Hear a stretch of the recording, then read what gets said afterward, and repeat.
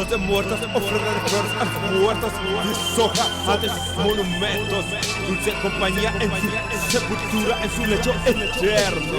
Los de muertos, ofrenda de flores a los muertos, deshoja ante sus monumentos, dulce compañía en su sepultura, en su lecho eterno.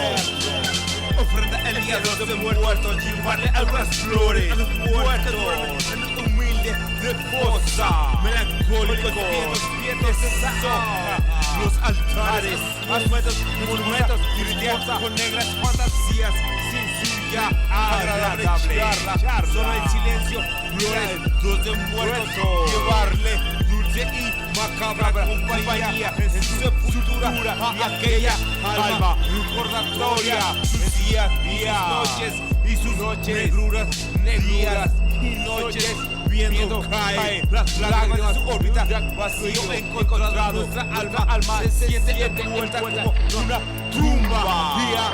Resistimos, nuestra alma llena de tristes cosas. Hace tiempo nuestras queridas reinas, nuestros climas de pálidas estaciones que permanece aroma de nuestros corazones, lado a lado, en dolor, en un lecho oscuro de rezos en flores, de ofrendas, los de muertos.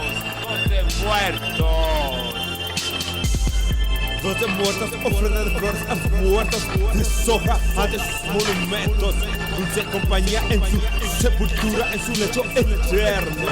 Los de muertos, ofrenda de flores a los muertos, deshoja ante sus monumentos, dulce compañía en su sepultura, en su lecho eterno.